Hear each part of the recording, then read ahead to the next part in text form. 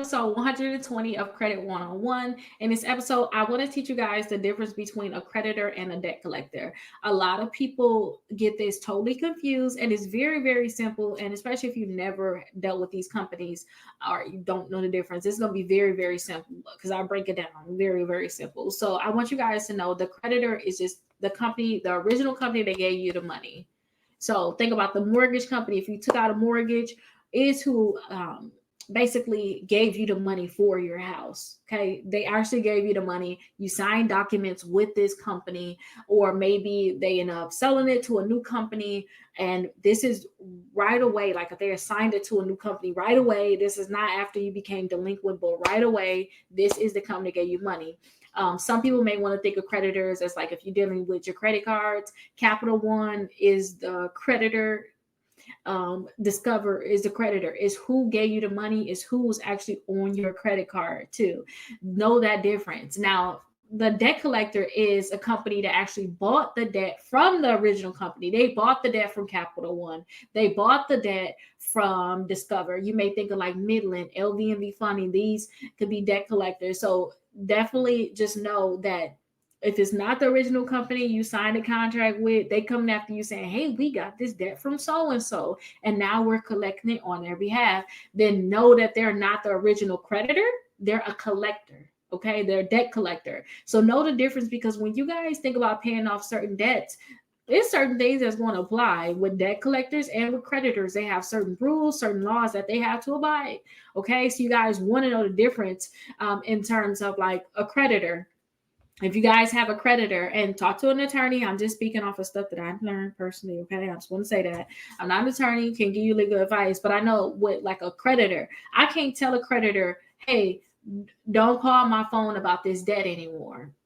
I can't. I could tell them that, but they have certain rights. Now, when it comes down to a debt collector, on the other end, a debt collector, I can tell them, hey, don't call my phone about this debt anymore. Don't call my job. Don't call anywhere about the debt. And if you want to send me something, just send it via mail. I can tell them and direct them in what I want them to do, because there's certain laws around it. Now, don't forget, with debt collectors, you have the debt validation. They have to validate a certain debt. Creditors, we have to think about it. They don't have certain rules. They have certain rules, but certain things that they have to do, they don't have to do. Debt validation is going to be very, very big with debt collectors, but we're going to get more into this. But you guys need to know the difference, because when you guys tackle certain debts, you need to know certain laws, certain rights, so that you don't just get mixed up, or you're not paying a wrong company or doing the wrong thing when you have certain rights, and maybe your rights were violated where you don't even have to pay them in the first place.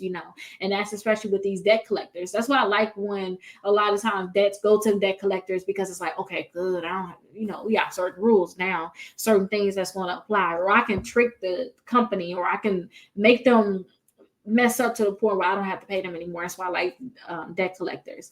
But definitely know the difference. Creditor, you the original one that gave me money. Debt collector is, I don't even know you. You got the debt from who? And who gave this to you? That's a debt collector. Okay, so know the difference. I'll see you guys in the next episode. We're going to talk about setting goals to actually negotiate these different debts that you guys have, because now that we know the difference, now we have to set goals to negotiate these different debts. See you guys there. Hey, welcome to episode 121 of Credit 101. In this episode, we're going to talk about setting up some type of negotiation goals for your debts. Like, what should I ask for? Some people don't know what to ask for, and I didn't know either. I had to Google and learn different things when I had to pay off certain debts. So let's go over a few things. So the first thing is, you guys may want to ask for some temporary payment terms, like, more time to catch up on your missed payments. That's something you may want to ask for. More payments at the end of the loan. So maybe you want to just push back, say, hey, I know I missed 4 payments, but can I pay that later on? Can you just put that on the end of my loan?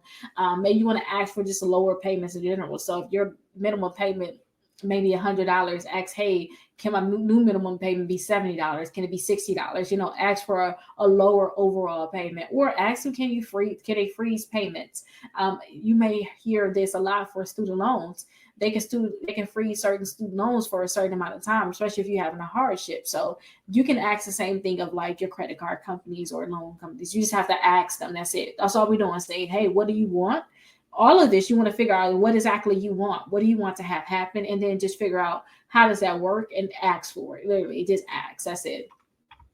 You guys can also, and I suggest, ask for reduced interest rates. You can ask them, hey, can you lower my interest rate? Can you lower my minimum payment? And can you also remove the late payment penalties? I know when I used to be late on certain things, I say, hey, I know I was late. I apologize. But can you not charge me a fee for being late? Because it's going to mess me up even more. I'm going to definitely be behind even more. So you may want to ask them to remove late payments. I have did this for like being late on my car loan, being late on a mortgage, being late on credit cards, being late on loans. So I would say ask no matter what. Ask and you shall receive. Okay. If you don't ask, you don't have a chance. Okay. So just ask what they're going to say. No. Okay. I'll ask you again next month.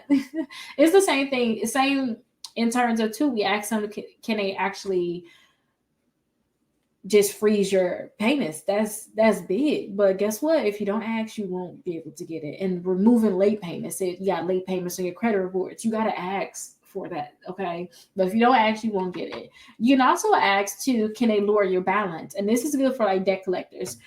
So if you guys have some debt collectors or on your credit reports, then you could ask, hey, I know I owe $1,000, but can I just pay $300 and we just settle this debt out altogether? Like this would be the end. Can we settle this debt? And can you delete it from my credit reports too? That's another thing. You may want to ask for a deletion. If I pay this, can you delete it? Whatever the amount may be. If I pay this, can you delete it? But that's something that you guys can definitely ask for. And then if you guys have some debt that is secure debt and you have certain collateral like a car or a mortgage, you can ask them, hey, we talked about this in a previous episode too. You can ask them, hey, can you take back this collateral because I can't pay it off? Can you take this back in exchange of me having this debt completely paid off? Can you just take this item back, whatever it is? And sometimes they may do, especially if it's like a car or maybe, like I said, too, we talked about your house if you can't pay your mortgage. um, you talked about them actually taking back the house too. So think about that and ask them to re-age your debt.